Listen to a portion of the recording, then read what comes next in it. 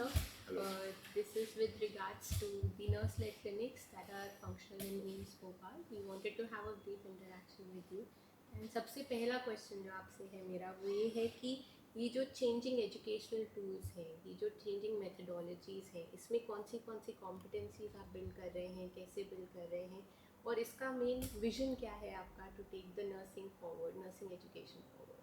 देखिए, for me and as the AIIMS Bhopal, जो nurses की जो सर्विसेज हैं, that is the integral part of the patient care. And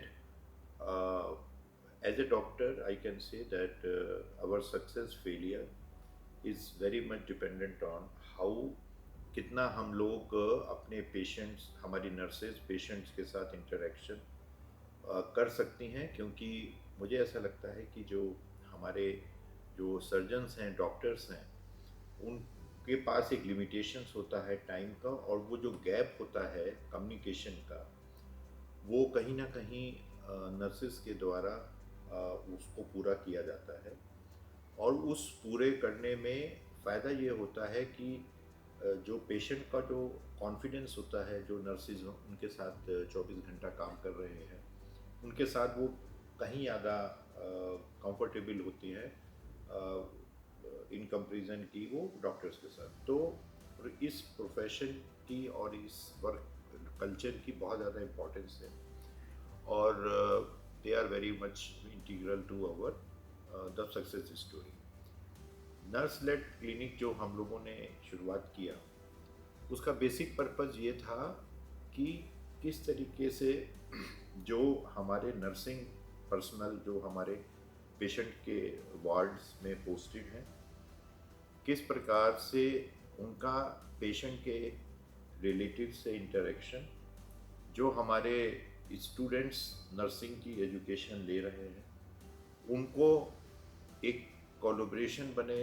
nurses जो कि काम कर रहे हैं, जो कि नॉन टीचिंग प्रोफेशनल में है, but still they are part of patient के, जो टीचिंग में पार्टिसिपेट कर रहे हैं, जो कि हमारी फैकल्टी हैं, उनके सुपरविज़न में जो हमारे स्टूडेंट्स हैं, चाहे वो एमएससी स्टूडेंट्स हैं या जो भी हैं, वो लोग किस तरीके से, कुछ हमारे पैरामीटर्स हैं कि जिसमें पेशेंट केयर के सबसे ज़रूरी है कंपनसेशन, कि किस तरीके से जो उनके एप्रीहेंशंस हैं पेशेंट्स के, जो कि डॉक्टर्स के द्वारा पूरी तरीके से फिक्स नहीं किए जा सकते हैं, किस तरीके से इस क्लिनिक से हम लोग इसको पूरा कर सकें.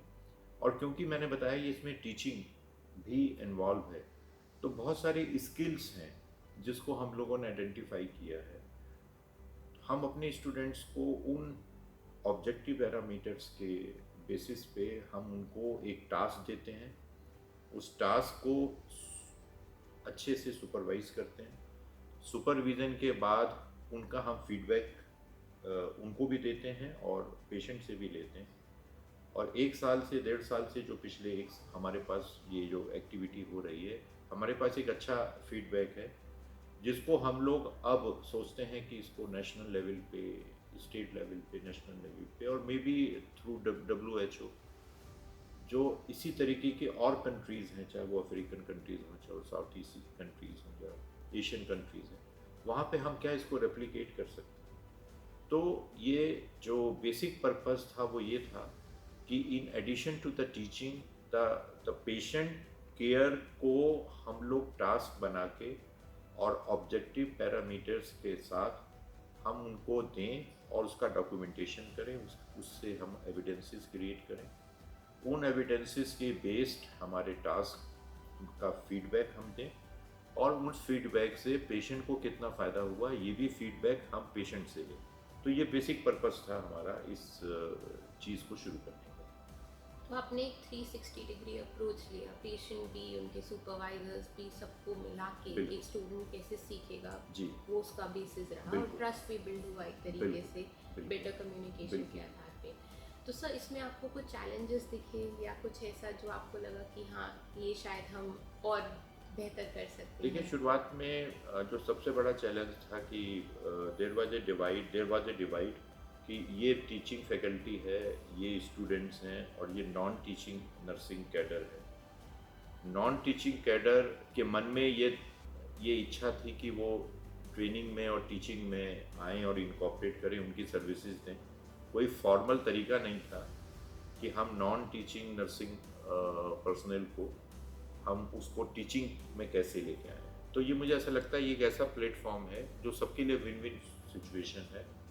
आपको मालूम है कि जो नर्सिंग फैकल्टी हैं वो उसकी लिमिटेशंस हैं, नंबर की लिमिटेशंस होती हैं, लिमिटेड नंबर पे ही होते हैं।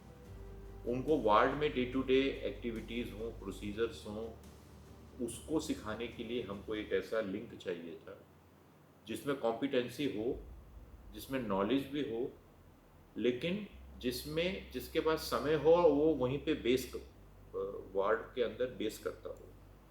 तो ये अकेले फैकल्टी से संभव नहीं था। तो सबसे पहले चैलेंज हुआ कि दोनों सेक्शंस को साथ में बैठा के हम लोगों को ये कन्विंस करना पड़ा और उनको समझाना पड़ा।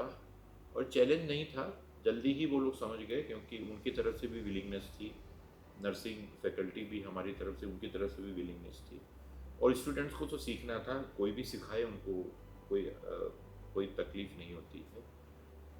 पेशेंट्स के साथ एक ये प्रॉब्लम होती है कि पेशेंट कई बार सोचते हैं कि ये नर्सेज हैं, ये स्टूडेंट्स हैं, वो कॉन्फिडेंस तो वो इस क्लिनिक के थ्रू जो उनको कॉन्फिडेंस डेवलप हुआ स्टूडेंट्स में as if they are the part of the treatment.